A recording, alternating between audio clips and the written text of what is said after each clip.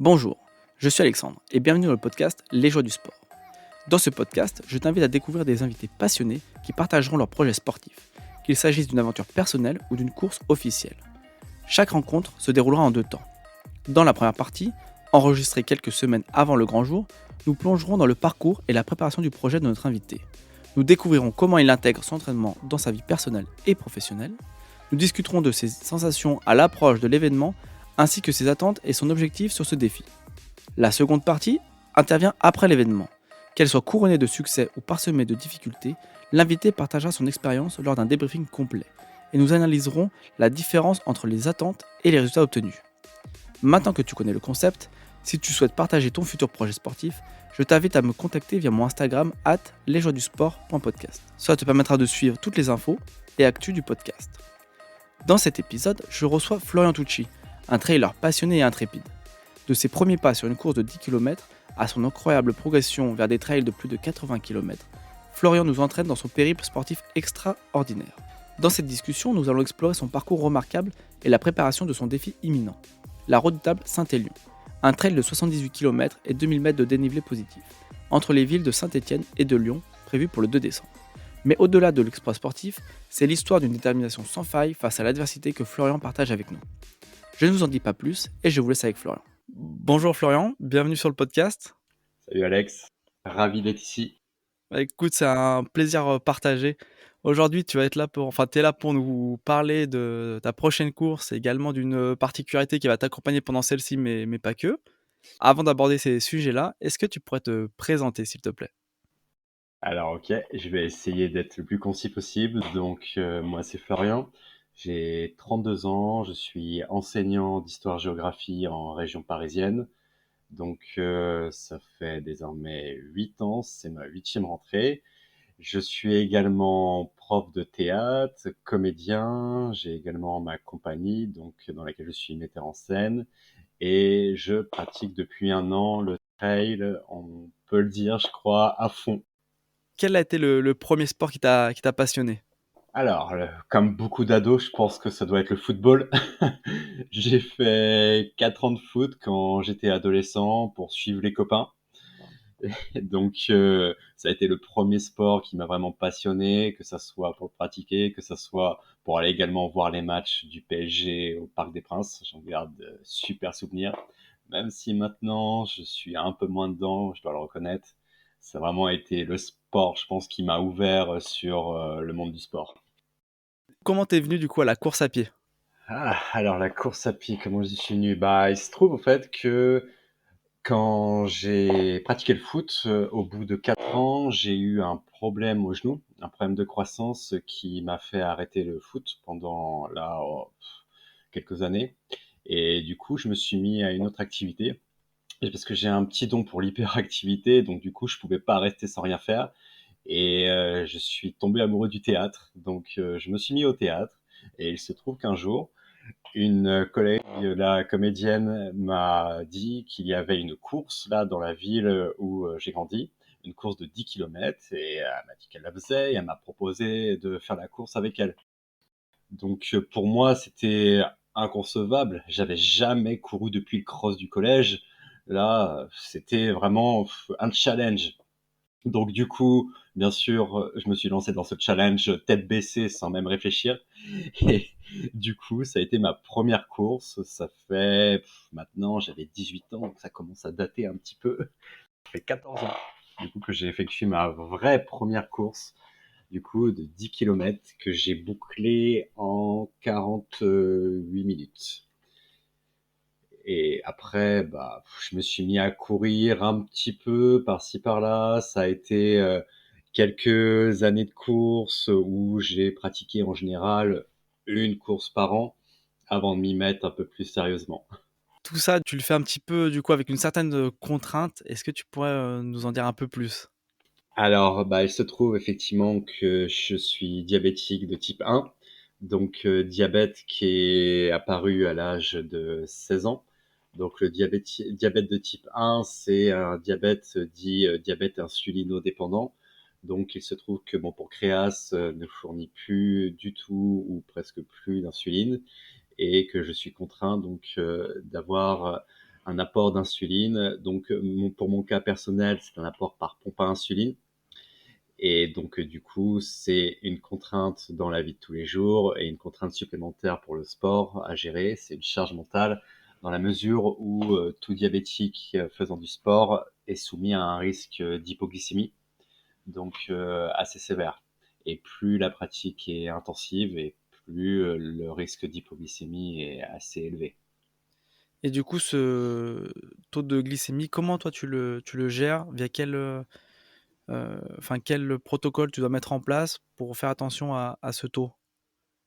Alors, l'ancien moi, en fait, c'est quand je courais 1 ou 2 courses par an, ne faisais pas si attention que ça. Disons que j'arrêtais complètement l'injection d'insuline avant d'aller courir, donc je mangeais donc assez sucré avant de courir et en général, je ne dépassais pas 2 heures de course. Donc jusqu'à ce que je pratique le marathon de Paris en mars-avril 2022, je n'avais jamais couru plus de 4 heures à la suite. Donc c'était assez facile en soi de gérer la glycémie parce qu'il suffisait de me resucrer pendant le parcours et tout se passe bien. Mais bon, depuis 1 an que je pratique le trail à fond et que je cours en général 8 à 10 heures par semaine, c'est devenu un vrai challenge dans la mesure où je dois gérer le diabète après la course parce qu'en général, au fait, lorsqu'on pratique un effort, on a ce qu'on appelle une hypoglycémie réactionnelle. C'est-à-dire que par exemple, là, si je fais une séance de sport intensive le soir, j'ai un risque d'hypoglycémie durant la nuit. Donc, c'est devenu vraiment une contrainte au quotidien de gérer ce diabète avec la pratique que j'ai aujourd'hui du trail. Donc, j'essaie le plus possible, avant d'aller faire du sport, de partir avec une glycémie assez élevé dans une certaine mesure, entre 1,50 g et 2 grammes, sachant que un non-diabétique a une glycémie ne dépassant pas 1,26 g. Donc, j'essaie vraiment de rester dans une zone assez stable, sans être trop haut, mais sans être trop bas non plus. C'est vraiment trouver l'équilibre parfait pour entamer sa séance. Quand toi tu as fait ta première course de 10 kilomètres, à ce moment-là, est-ce que, tu avais rien mis en place là? C'est juste toi tu es parti et puis tu es allé faire ta course? Ouais, ouais, complètement, complètement. Vraiment, au fait, le diabète, c'est pas quelque chose que j'abordais facilement jusqu'à il y a 3 ans. Donc, au fait, concilier le diabète avec ma vie, pour moi, c'était quelque chose de compliqué. J'essayais vraiment que ça impacte le moins possible mon quotidien. Et lorsque j'ai effectué cette première course, j'ai pas diminué assez l'insuline parce que je n'avais pas encore conscience au fait que si je pratiquais du sport là, comme j'ai commencé à le faire lorsque j'ai couru, que ça pouvait avoir un impact assez sévère. Et il se trouve que chaque diabétique est différent et que tu peux trouver au fait un diabétique qui va simplement avoir besoin de réduire sa dose d'insuline pour faire du sport, alors que tu as certains diabétiques comme moi qui ont de très faibles besoins en insuline et qui vont avoir besoin en fait de pratiquement couper toute injection d'insuline avant le sport. Donc ça, je l'ai très vite compris au fait, comme beaucoup au fait de trailers ou de coureurs par l'expérience. Toi tu l'as découvert à quel âge que tu étais diabétique type 1? Alors, je l'ai découvert au fait à 16 ans, donc par hasard. C'est après les symptômes classiques qu'un diabétique de type 1 va avoir lorsqu'il tombe malade, enfin lorsque la maladie est découverte, c'est-à-dire une grande perte de poids. Donc ça peut aller jusqu'à 10, 15 kilos. Pour moi, j'avais perdu une dizaine de kilos. Donc il se trouve aussi qu'il y a une fatigue intense et évidemment on boit beaucoup parce que au fait l'insuline permet de faire passer donc le glucose dans le sang qui est une source d'énergie et au fait lorsque le glucose ne peut plus passer et ben le corps va trouver l'énergie là où il peut donc en consommant notamment les graisses et également une soif intense. Donc j'ai eu les symptômes classiques qu'un diabétique de type 1 avait lorsqu'il tombe malade. Après cette course de 10 kilomètres, quelle a été l'étape suivante? Alors, Après, j'ai réeffectué 2 courses de kilomètres et très vite, en fait, comme tout runner qui commence, il y a le: «Et si je faisais plus?» Donc du coup, il y a le semi-marathon de Paris qui très vite m'a tendu les bras et je me suis lancé pour la première fois sur la distance, en 2017. Donc ça a été très, très, très compliqué parce que j'avais pas de notion, en fait, qui tu pouvais faire des entraînements fractionnés, que tu pouvais, en fait, faire de l'endurance fondamentale. Donc tout ça, c'était complètement inconnu pour moi. Donc du coup, j'ai galéré pour terminer ce semi-marathon. Je l'ai fait quand même avec de sacrées douleurs aux genoux. Et après, je me suis relancé 2 fois dans le semi-marathon en me disant: «Mais je peux pas terminer comme ça. Là, j'ai besoin en fait de le terminer là convenablement». Et du coup, après le semi-marathon, il y a bien sûr un jour le marathon et c'est mon frère qui, au fait, m'a mis au challenge un jour quand j'ai terminé mon troisième semi-marathon en me disant: «Tu termineras jamais un marathon». Et j'ai un gros souci, en fait, quand on me lance un challenge comme ça, c'est que je fonce ma tête baissée. Et je me suis lancé sur le marathon de Paris. Et le marathon, du coup, c'était en quelle année ce marathon? Alors, le marathon, c'était en 2020, le fameux marathon du Covid, du coup. Donc, bon, j'étais un petit peu maudit de ce marathon parce que le marathon a été annulé, évidemment, et il a été reporté en octobre 2021. Donc, j'ai relancé ma préparation parce que je m'étais déjà commencé à me préparer, bien sûr, pour le marathon du Covid. Et il se trouve que en août 2021, j'ai eu la bonne idée donc de me faire une entorse avec rupture partielle des ligaments de la cheville. Donc, du coup, les médecins a été très clairs en me disant: «Tu peux courir le marathon, mais ça sera ton dernier». Donc, je me suis dit: «Bah, allez, non, ça peut être sympa quand même de courir quelques autres courses». Donc, je me suis relancé une troisième fois dans la préparation pour le marathon, du coup, d'avril 2022. Et ce qui est très marrant, c'est que je me disais, c'était l'aboutissement pour moi. Et vraiment, j'avais dans ma tête que le marathon, tu pouvais pas connaître une distance plus grande et que une fois le marathon fait, j'avais plus rien à faire au fait en course à pied. J'étais vraiment naïf de penser ça, là, sachant qu'il y a un monde au fait encore à découvrir. Comment, du coup, tu as découvert ce monde parallèle de la course avec des plus grandes distances? Alors, en fait, lorsque je finissais ma préparation de mon troisième marathon, enfin, la troisième tentative du marathon de Paris, j'ai commencé à me dire: «Qu'est-ce que je vais faire après le marathon?» J'avais besoin d'un nouveau challenge et j'ai commencé à voir qu'il y avait la course en nature, la course en montagne. Donc, j'ai découvert pour la première fois l'existence du mot trail l'année dernière, en tout début d'année. Et après, ça a été un engrenage. J'ai fait mon premier petit trail, du coup, en juin 2022. C'est l'Oxytrail sur la version la plus courte de 5 kilomètres. Et de fil en aiguille, j'ai été participer à un stage durant l'été 2022 pour donc m'initier au trail. Et après, je me suis dit, mais c'est plutôt sympa. Et si j'allais au fait continuer ce sport qui a l'air sympa? Du coup, je me suis inscrit dans un club dans ma ville, donc qui propose une section trail. Après coup, je me suis rendu compte sur les réseaux sociaux qu'il y avait des trailers célèbres qui faisaient des distances supérieures à 80 kilomètres, à 100 kilomètres, jusqu'à 160 kilomètres, jusqu'à découvrir l'existence du mot UTMB, le mot diagonale des fous. Et pour moi, en fait, ça a été quelque chose là de fou, on peut le dire, de me dire qu'on pouvait courir autant. Et du coup, j'avais eu l'idée de m'inscrire à la même période à un premier gros trail de 44 kilomètres, la Saint-Express, donc qui est donc une des nombreuses courses de la Saint-Élion, donc pour décembre 2022. Et c'est pareil, ça représentait pour moi là déjà quelque chose d'énorme et j'avais pas encore conscience qu'on pouvait faire plus. Et lorsque je me suis inscrit à cette course, je savais pas que ça serait le point de départ, au fait, vraiment d'une aventure dans laquelle j'arrive pas à m'arrêter et que je compte encore vraiment aller plus loin. Oui, parce que là, on est en décembre 2022, mais effectivement, tu t'es pas arrêté là. Tu as continué encore d'augmenter les distances. Est-ce que par le fait d'augmenter les distances, tu as rencontré des difficultés ou des problématiques liées au diabète que tu avais peut-être pas du coup sur les 10, les semis jusqu'à présent? Ouais, ouais, ouais, tout à fait.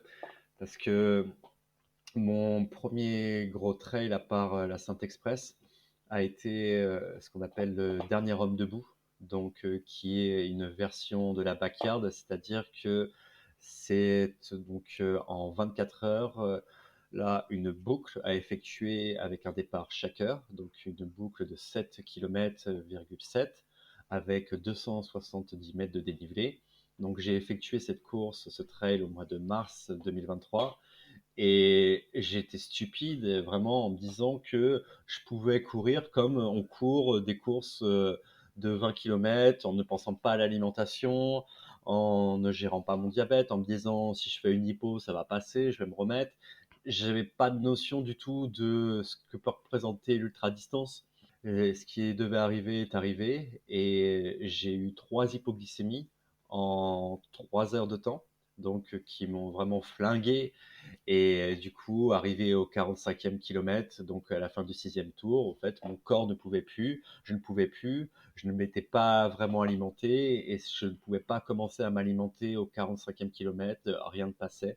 Et c'est là où je me suis dit, mais en fait, va falloir vraiment, avant toute chose, avant même d'apprendre à courir ces distances, que j'apprenne à gérer mon alimentation sur ces distances pour ne pas tomber dans le piège dans lequel je suis bêtement tombé lors de cette course. Et comment tu allé chercher ces informations pour, gérer cette alimentation, par rapport à l'effort que tu vas fournir derrière? Puis je pense que ça varie effectivement suivant l'heure du départ de la course peut-être? Parce que le repas d'avant n'est pas forcément le même si c'est une course qui part à 8 heures, une course qui part peut-être en début de nuit comme la Saint-Express ou en tout cas les courses de la Saint-Élion. Tout ça, tu allé chercher, où en fait ces documentations, ces 2 par exemple aujourd'hui il y a quelqu'un qui vient te demander: «Écoute, moi j'aimerais bien me mettre sur du long, mais j'ai ces problématiques-là». Est-ce que toi tu pourrais l'éclairer un petit peu? Savoir un petit peu toi comment tu as trouvé toutes ces infos? Alors, déjà, auprès de diabétiques. Vraiment, ça c'est quelque chose que je ne faisais pas avant. Et en début d'année, je me suis inscrit à la Type 1 Running Team, donc qui est une association de runners et trailers diabétiques qui existe depuis 2015. Donc une association qui comporte plusieurs groupes WhatsApp, donc sur lesquels il y a un soutien, une entraide, mais qui sont vraiment remarquables. Et ils sont ouverts, c'est fantastique parce que je suis arrivé dans cette association, dans ce groupe, et j'ai pu poser des questions. On m'a répondu avec une très grande bienveillance. Donc ça a été sympa déjà de se dire au fait que tu arrives dans un groupe, tu as des mecs, ils ont fait déjà des cours de 150 km et ils sont diabétiques. Donc tu te dis, au fait, ils ont réussi à gérer. Donc tu peux. Après, j'ai pris pour expérience les petits trails que j'ai commencé à accumuler de 30 km, de 40 km, pour me dire ce que je fais sur ces trails-là à petite dose, je dois au fait le faire et sur des plus longues distances. Ainsi, par exemple, quand je m'alimente sur un trail de 40 km toutes les heures, et ben, j'ai essayé de reproduire ça, de voir est-ce que à l'entraînement sur une sortie longue de 3 heures, quelle est ma glycémie au bout d'une heure, quelle est ma glycémie au bout de 2 heures, quelle est ma glycémie au bout de 3 heures, pour voir au fait comment je gérais l'effort, comment l'alimentation impactait ma glycémie, et surtout au fait j'ai testé parce que là par exemple j'ai démarré l'année en ayant que 2 flasques d'eau sur moi lorsque je sortais et très vite j'ai rajouté une flasque de soda sucré pour pouvoir, au fait, là, avoir un apport là régulier en sucre rapide et compenser les chutes brutales de glycémie. Donc, ça a vraiment été d'un côté les témoignages, d'un autre côté l'expérience, mon coach de club aussi, qui m'a beaucoup, beaucoup, beaucoup aidé sur là, ses conseils par rapport à l'alimentation. Donc, conseils généraux, même qui ne sont pas destinés à une personne diabétique, mais qui m'ont vraiment permis, au fait, là, de composer avec un panel très large pour pouvoir réaliser très vite de grandes distances. Et je crois que un de ces conseils là les plus importants a été l'alimentation régulière. Et c'est ce que j'ai mis en pratique sur mon premier trail de 70 kilomètres que j'ai effectué au mois de mars, donc entre Aix-en-Provence et Marseille. Et j'ai décidé de m'alimenter régulièrement et très vite j'ai dépassé la barre des 50 kilomètres. Ça a été dur physiquement de terminer le trail parce que je m'étais pas préparé pour 70 kilomètres encore, mais au niveau de l'alimentation, ça a été une révélation parce que je me suis dit, j'arrive à composer avec le diabète sur une durée de 9 heures de course. Pour revenir sur le taux de glycémie, tu as un appareil pour le monitorer en direct ou en tout cas uniquement aux sensations? Oui, alors il faut savoir que depuis quelques années, il y a donc les capteurs en temps réel de la glycémie qui ont vraiment été une révolution pour tous les diabétiques de type 1 parce que auparavant, c'était donc la glycémie capillaire traditionnelle que tout le monde a dû connaître auprès d'un proche ou même là, que ce soit dans les documentaires ou à la télévision, où on voit le diabétique se piquer le bout du doigt pour mettre sa goutte de sang dans un appareil. Et désormais, depuis 2017, c'est remboursé. On a les capteurs de glycémie et c'est vraiment une aide incroyable. C'est une aide indispensable lors d'un ultra trail. Et ça me permet d'avoir en temps réel ma glycémie, d'avoir des alertes lorsque ma glycémie abaisse et de pouvoir m'adapter assez rapidement. Tout ça, tu le reçois sur une montre connectée? Je peux le recevoir effectivement sur une montre connectée. Donc, par exemple, sur la Garmin, ça demande juste de télécharger au fait un widget en plus. Mais après, en course, c'est sur mon portable, c'est sur l'application donc que je reçois toutes ces alertes. En fait, là, le capteur, que ça soit le capteur Freestyle Libre ou que ça soit le capteur Dexcom, qui sont les plus célèbres du marché, ils vont avoir une connexion Bluetooth avec le téléphone et pouvoir envoyer en direct, donc en temps réel, les informations, que ce soit pour une baisse de glycémie ou une hausse de glycémie. Et ça permet, et je mets un gros plus pour le Dexcom, parce que ça permet au fait de prévoir même les baisses de glycémie. Le Dexcom permet au fait, par exemple, si je suis à 2 grammes là de sucre dans le sang et que j'ai une baisse brutale de glycémie, il va m'en avertir et je vais pouvoir agir en amont de l'hypoglycémie. Et ça va pouvoir en fait me permettre d'éviter d'avoir les coups de moins bien que tout coureur, que tout trailer peut connaître lors d'une course, mais qu'un diabétique est amené à connaître peut-être un peu plus souvent ou à du moins plus de risques de connaître. Tu as fait une course de 70 kilomètres. Dans l'année 2022, est-ce que tu as fait une distance encore plus importante? Alors, cette année, oui, j'ai fait du coup 3 fois une distance plus importante. J'ai couru 3 fois 80, plus de 80 kilomètres. Donc, la première fois au mois de mai, au Volvic, au trail de Volvic. Donc, c'est pour être précis 83 kilomètres et 2800 mètres de dénivelé, trail qui s'est très bien passé et je pense qu'a été une référence pour moi, parce que je n'ai effectué aucune hypoglycémie lors des 10 heures d'effort. Et ça a été vraiment une grande révélation pour moi, où je me suis dit que je peux gérer, comme toute personne en fait, là, un ultra trail. La deuxième fois, ça a été un projet off que j'avais, de courir de chez moi jusqu'à là, chez de la famille à Sens, donc pour une distance de 100 kilomètres. Je me suis arrêté à 82 kilomètres, mais du coup, ça m'a fait passer une deuxième fois la barre des 80 kilomètres. Et la troisième fois a été le trail sans doute le plus dur que j'ai fait cette année, encore une fois sur le challenge d'une pote, l'Ultra Trail du Vercors, donc pour 83 kilomètres et 4700 mètres de dénivelé. Donc ça, c'était au mois de septembre. Très bien. Aujourd'hui, on est le 21 novembre 2023. Ta prochaine course, c'est laquelle? C'est la Saint-Élion, la semaine prochaine. Saint-Élion, semaine prochaine. Du coup, je profite juste pour citer les premières lignes de la description de Wikipédia sur la course. La Saint-Élion est un running raid nocturne entre les villes de Saint-Étienne et de Lyon.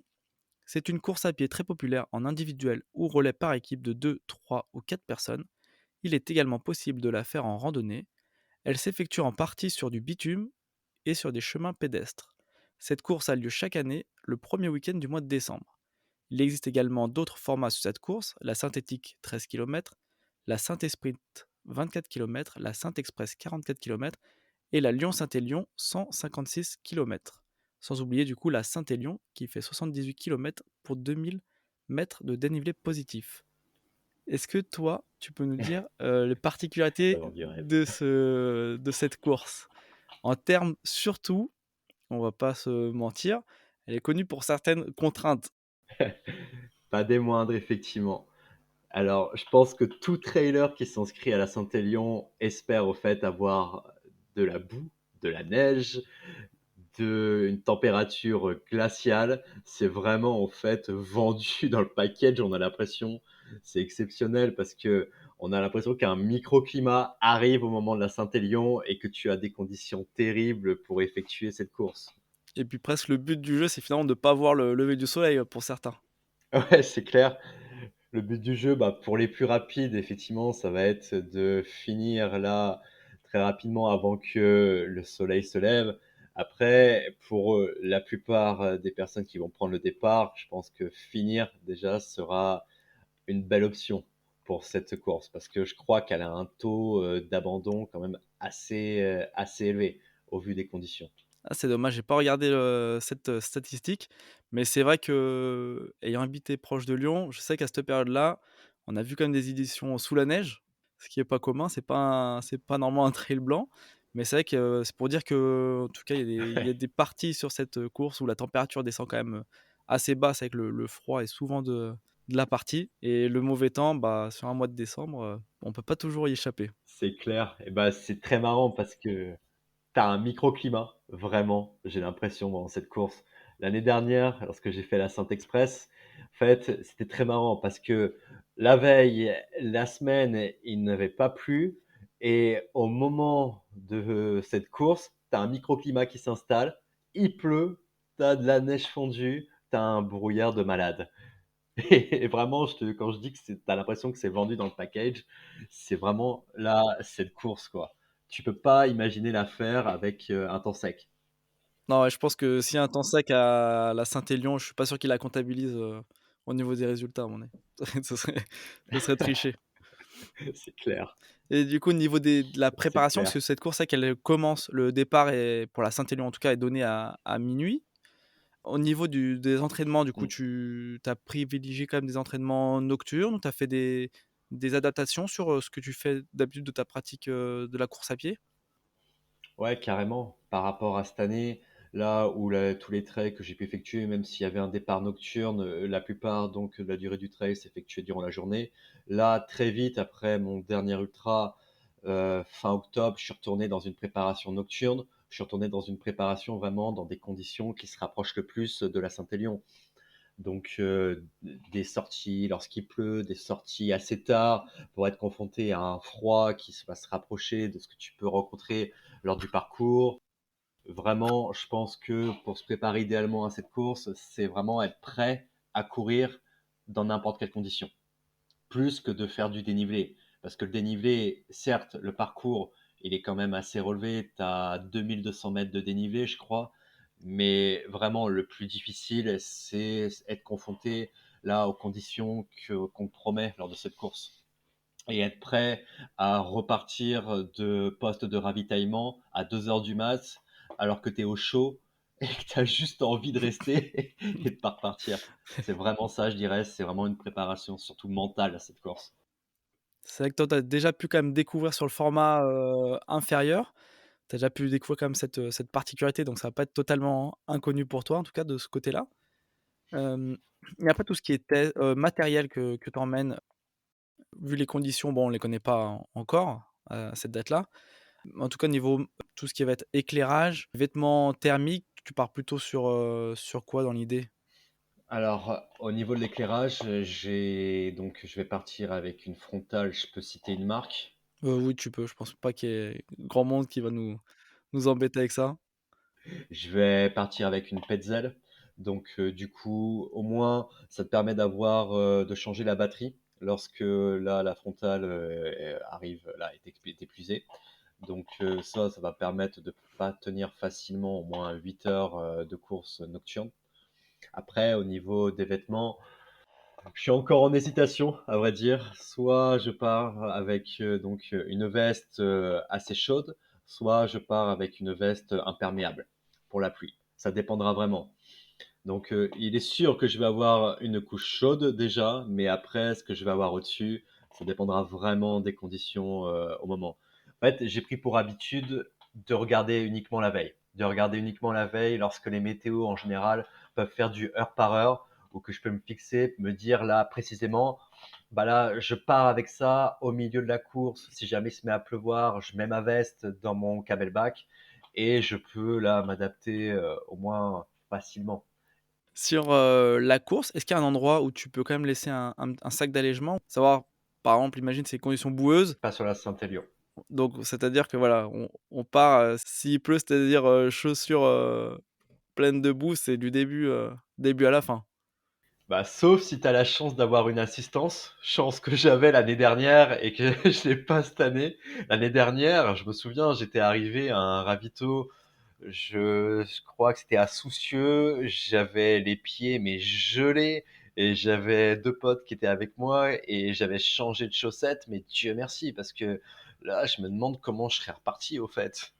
Donc là, cette année, c'est quelque chose avec lequel effectivement je dois composer. C'est de se dire là, tu dois penser à tout le matériel avant de partir. Tu dois vraiment prévoir que peut-être au bout de 10, 20, 30 kilomètres, tu vas être trempé, tu vas avoir les pieds gelés et tu vas devoir composer avec ça jusqu'à la fin là, de la course.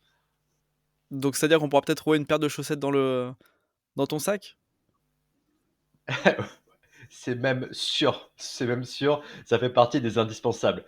Une paire de chaussettes et je pense une couche de vêtements chaude quand même pour me changer durant la course. Ça, c'est vraiment les indispensables.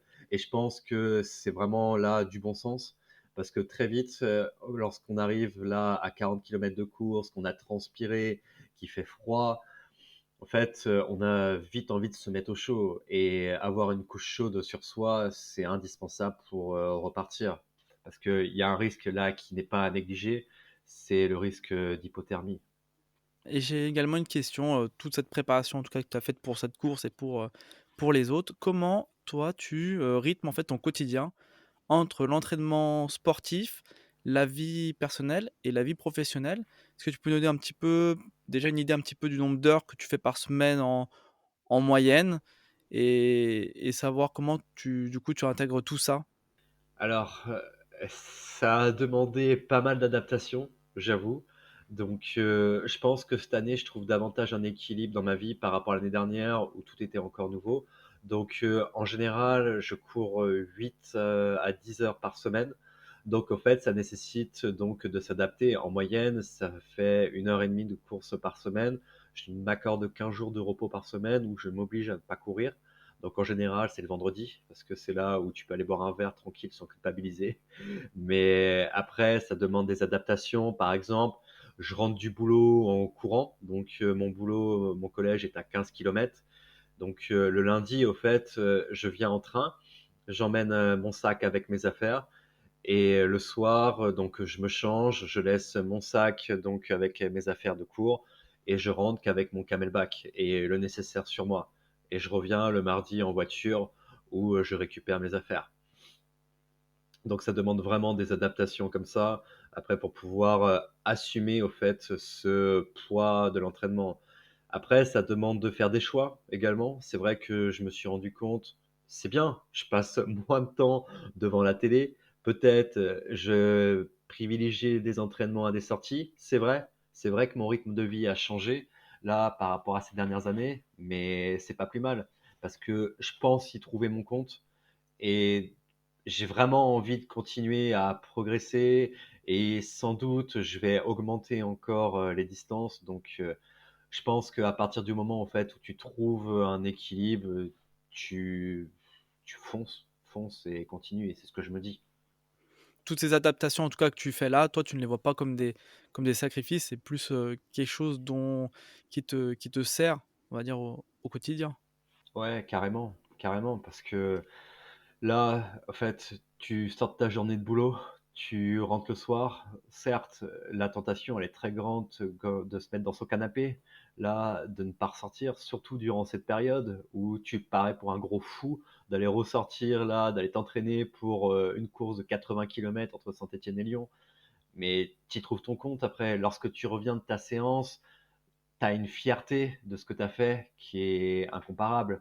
Après, je sais que tu as tout ce qui est libération d'endorphines, tout ça, mais vraiment, la satisfaction que tu éprouves là à la fin d'un entraînement, pour moi, ça n'a pas d'égal. Et je vois aussi sur mon diabète, ça m'a vraiment permis d'équilibrer encore plus mon diabète là cette année que les années précédentes. J'en suis venu certaines fois à baisser considérablement ma dose d'insuline parce que, au fait, mon corps là acceptait, en fait, faisait beaucoup plus d'hypo et ça m'a demandé des adaptations, mais des adaptations qui sont positives pour moi vraiment à long terme. Après, peut-être j'en fais trop, on me l'a déjà dit, qu'il y a un risque que ça pète un moment ou un autre, il y a un risque que je le regrette plus tard, mais je me dis vraiment, j'ai qu'une vie, je pense que le diabète a vraiment contribué à ça, à cette idée de me dire là, putain, j'ai envie de le faire au fait. J'ai vraiment envie de courir là autant, j'ai vraiment envie de montrer que tu peux être diabétique, mais tu peux faire un sport comme ça à haut niveau. Et tes amis, du coup, dans cette démarche, ils en pensent quoi? Ils te soutiennent? Ils sont un petit peu, dubitatifs? Un peu inquiets? Je pense qu'il y a eu plusieurs étapes, en fait. L'inquiétude a toujours été bienveillante. Vraiment, quand j'ai commencé à courir le soir, quand j'ai commencé à faire des trails de nuit, ça a été vraiment une inquiétude bienveillante parce que c'était vraiment là, peut-être un manque là de compréhension de cette course, un manque de compréhension de ce sport. Et à partir du moment où j'ai expliqué, il y a commencé à avoir vraiment une compréhension. Et j'ai des amis super bienveillants qui ont compris aussi là à quel point ça me faisait du bien de courir autant, là de me dépasser et surtout de me dire là vraiment avec le diabète, je peux le faire. Et quelque chose là vraiment qui est important pour moi sur les trails, les ultra trails où j'ai eu la chance d'avoir une assistance, à aucun moment le diabète est rentré en ligne de compte. En fait, là, mon assistance, là, vraiment a joué le jeu, mais de façon remarquable, en m'aidant moralement, en m'aidant sur le ravitaillement, mais à aucun moment, ils m'ont questionné sur le diabète en me disant: «T'es pas en hypo, t'es pas là mal à cause du diabète», et ça a été quelque chose de super important pour moi. Parce que déjà que c'est une charge mentale sur, une course, avec laquelle on doit composer, donc de pouvoir courir en te disant: «Bah, en fait, là, merde, t'as pas à y penser, on t'y fait pas penser», c'est super et ça n'a pas de prix. Tout à l'heure, je t'ai envoyé un message sur WhatsApp avec un vocal. Donc si tu veux bien, bah, c'est le moment de l'écouter et puis on se retrouve juste après pour la réponse à la question. Allez, c'est parti. C'est Benoît, on a pas mal échangé là ces derniers temps et on va courir la Saint-Élion ensemble. Donc ce serait un plaisir de courir avec toi. J'ai une petite question, moi, concernant la pratique de l'ultra trail. Lorsque j'ai commencé la course à pied après le déclenchement de mon diabète de type 1, je cherchais absolument à éviter les hypoglycémies pendant la course à pied. Ça m'a pris pas mal de temps de comprendre qu'en fait, il fallait pas les chercher à les éviter, mais plutôt essayer de voir de quelle façon je pouvais courir avec.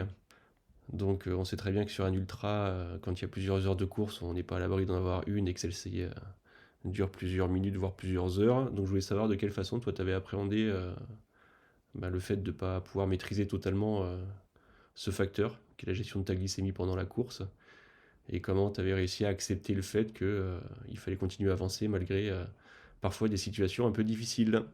Merci pour ta réponse et bonne interview. À plus. Oh bah, c'est une belle surprise. Effectivement, Benoît qui fait partie de la Type 1 Running Team, là, avec lequel là, je vais avoir un très grand plaisir à courir la semaine prochaine.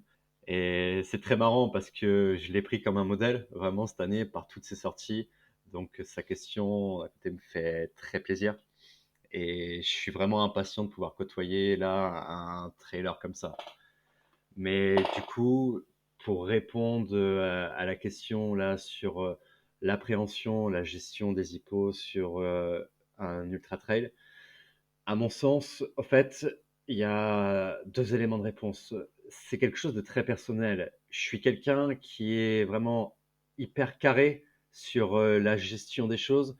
Et j'ai du mal, au fait, à me dire, je vais pas pouvoir gérer une hypo. Donc, je vais tout mettre en œuvre. Je vais essayer de calculer là précisément chaque heure, chaque moment là de la course pour savoir à quel moment je risque d'être en hypo, qu'est-ce que je dois faire, là, à quelle heure je dois manger telle chose.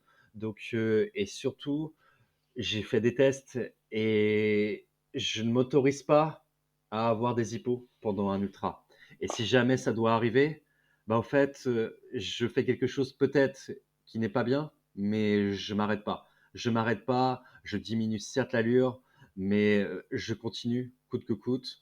Et vraiment, la seule fois où j'ai dû m'arrêter à cause là des hippos, ça a été là, comme je l'ai dit plus tôt, une révélation pour moi en me disant en fait, je dois apprendre à gérer. Et ça peut pas m'empêcher au fait d'aller au bout de mon envie, au bout de ma course là. Et au fait, je pense que on doit accepter de ne pas pouvoir gérer l'hypo, mais on doit tout mettre de son côté pour essayer là de faire en sorte de les éviter. Et c'est pour ça que c'est quelque chose de très personnel. Ce que je mange pendant une course, c'est très particulier. Je peux donner mon cas personnel, mais peut-être un autre diabétique, ça ne s'appliquera pas. Peut-être là, je suis pas un modèle, mais par exemple, je vais avoir dans mon camelback banane, je vais avoir donc ma flasque de soda sucré, et je sais pertinemment que lors de ma première demi-heure de course, tout va bien se passer. Au bout d'une demi-heure, je commence là à consommer de ma flasque sucrée. Je sais que dans ma flasque sucrée, ça va être soit l'orangina, soit donc du coca, quelque chose où on va avoir 20 grammes de sucre pour 100 millilitres.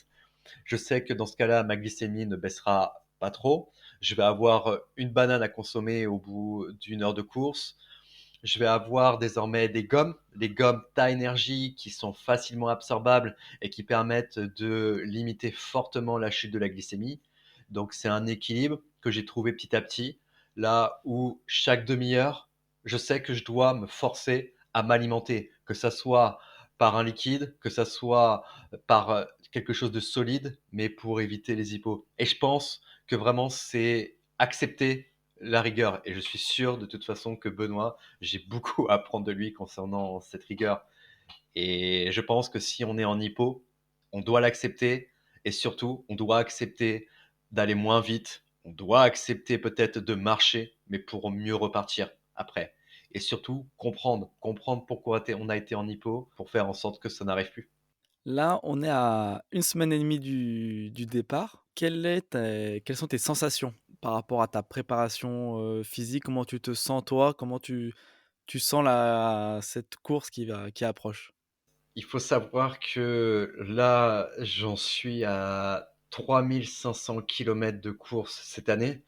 Et je pense que j'arrive un peu en bout de parcours. Il y a peut-être une lassitude physique, je dois avouer, qui s'est fait ressentir.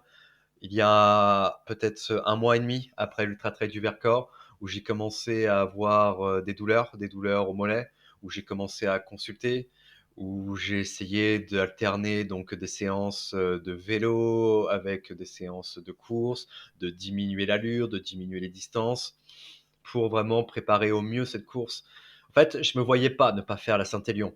Donc, le but pour moi était là de me préparer d'une façon ou d'une autre, mais de me préparer quoi qu'il arrive. Et aujourd'hui, à une semaine et demie, là, depuis 2, 3 jours, je retrouve de super sensations. Les douleurs ont diminué, comme si mon corps, j'avais fait un pacte avec lui, là, en lui disant, c'est le dernier ultra de l'année, c'est la dernière fois que je te demande d'envoyer, donc vas-y, s'il te plaît, envoie, fais en sorte que ça se passe bien. Et après, promis, on fait une pause d'au moins une semaine, voire 2 semaines. Mais à une semaine et demie, pour le moment, les voyants sont vraiment ouverts et j'ai un petit objectif que je vais essayer de tenir du mieux possible. Est-ce qu'on peut en savoir plus sur cet objectif? C'était la question, suivante, tu me devances un petit peu. Est-ce que, c'est trop indiscret? Tu veux garder ça secret ou? Ah bah au fait, je suis un petit peu superstitieux parce qu'à chaque fois que je me suis donné un objectif et que je l'ai balancé, je l'ai pas atteint. Donc on va dire que déjà être finisher, ça sera déjà quand même quelque chose de bien. Bon, ce sera déjà un bon exploit déjà de finir cette course. Je vais te demander de te projeter un petit peu. Là, on est le 3 décembre 2023. Tu viens de franchir du coup la ligne d'arrivée, tu es officiellement finisher. Est-ce que tu peux me raconter un petit peu ta course, de rêve? Alors, si jamais tu me poses la question après, bah, je te dis: «Écoute, Alex, atteint mon objectif, j'ai fini la Saint-Élion en tant de temps. Là, j'en peux plus, mon corps, il lâche, là, j'ai toutes les crampes accumulées de l'année qui arrivent d'un coup et la seule chose que j'ai envie peut-être là, c'est de manger, c'est de boire. Là, c'est de boire à la limite une bonne bière pour me dire là, au fait, c'est bon, c'est terminé. Parce que ça, c'est un petit rituel que j'ai mis en place, c'est de boire une petite bière à la fin, là, de chaque ultra, comme un fameux trailer parisien à la casquette. Et du coup, je pense que ça va être ma première action, c'est de te dire là, c'est bon, je l'ai fait, je suis mort de froid. Tu me trouveras peut-être avec une couverture de survie, mais c'est bon, je suis finisher. J'en ai fini cette année. Bah, parfait, celle-là, comme ça, on la gardera et puis je la remettrai dans le prochain épisode quand, quand on fera le débrief. Ça marche. Du coup, bah, on arrive sur la fin de cette première partie. Je te souhaite, tout de bon, en tout cas, pour cette, course qui arrive. Juste, si tu peux donner peut-être quelques informations sur, bah, peut-être ton compte Instagram ou peut-être s'il y a des personnes, du coup, qui veulent, avoir le WhatsApp, de ta team. C'est le moment si tu veux me donner quelques petites infos comme ça pour qu'ils puissent te retrouver. Ouais, bien sûr. Alors mon Instagram, donc c'est Sac Bleu, on me retrouve facilement. Donc Sac Bleu, tout simplement en hommage du coup à Casquette Verte, ce trailer parisien, premièrement, et surtout Sac Bleu parce que je me suis rendu compte très vite que là, en tant que diabétique, je ne pouvais pas sortir sans avoir toujours donc de quoi me resucrer. Et le bleu parce que c'est la couleur donc du coup de la team 1 Running Team donc et du diabète et c'est une couleur de sensibilisation à cette maladie. Donc pour moi, ça a très vite été une évidence. Et concernant la type 1 Running Team, j'invite vraiment tout diabétique qui aime courir, qui souhaite courir, vraiment à s'inscrire. On peut s'inscrire facilement sur Hello Asso. Ils ont également un compte Instagram qu'on peut trouver très facilement. Très bien, bah, ça, je vais essayer de le mettre, enfin, c'est pas je vais essayer, il sera mis en description, de toute façon, de l'épisode pour que les personnes qui le souhaitent puissent le retrouver facilement Ça marche. et est-ce que tu as un petit mot de la fin avant qu'on se retrouve, nous, en tout cas, quelques jours après après la fin de la course, pour faire la partie 2, le débrief? Le petit mot de la fin, je pense que il est clair et limpide, c'est vivement le 2 décembre, 23h59, d'être sur la ligne de départ et de me lancer sur cette dernière aventure de l'année. Là, je suis impatient. Parfait, bah, merci à toi, Florian, en tout cas et bah, à bientôt. Bah, je te remercie, Alex. À bientôt.